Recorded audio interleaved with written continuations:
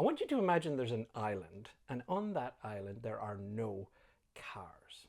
Then one day two different car manufacturers show up.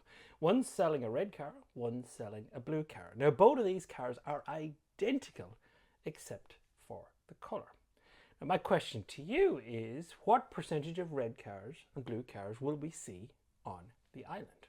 Now, if we're being logical about it, what we'd expect is that we'll have 50% blue cars, 50% red cars. After all, these cars are identical apart from the colour.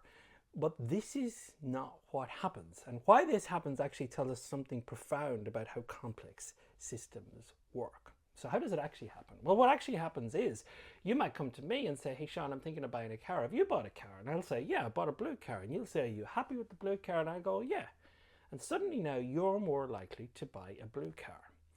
Now there's two of us. If someone goes and asks you or asks me what car that we buy, we will both say we bought blue cars and we're happy with them, which in turn will put more blue cars on the road. So suddenly what happens is blue cars get an edge, and that edge leads to you selling more than 50% blue cars. We actually could sell 60, 70, 80, 90. We could actually squeeze red cars out of the market.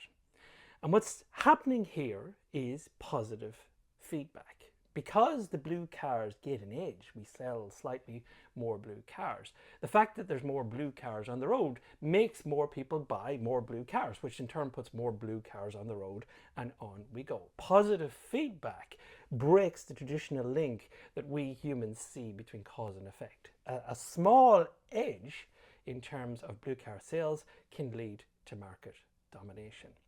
Now this has a couple of profound insights for us as human beings when we look at systems and try and understand how we got to where we are in a system. Why are blue cars dominating the system? Because what we humans will do is when we see blue cars dominating the system, we'll decide, well, there must be some inherent reason why blue cars have dominated the system. They must be fundamentally better than red cars. But of course, this is not the case. All that happened was blue cars got slightly ahead and then they dominated the market because of positive feedback.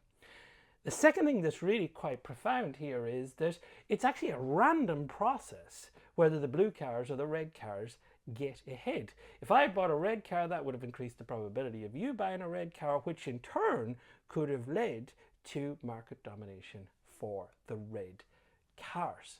And this concept of positive feedback is critical to understand causation in systems. And it's really well known in the tech industry. The tech industry knows that if you have two competing products, you better make sure yours gets ahead first, because that's its best chance of winning and dominating the market. And this is why we see sometimes the better technologies not dominating the market. The other tech simply got there first.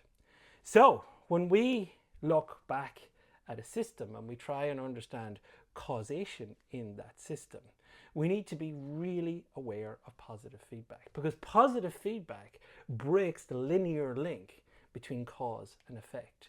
The blue cars getting slightly ahead is enough to dominate the market because of positive feedback.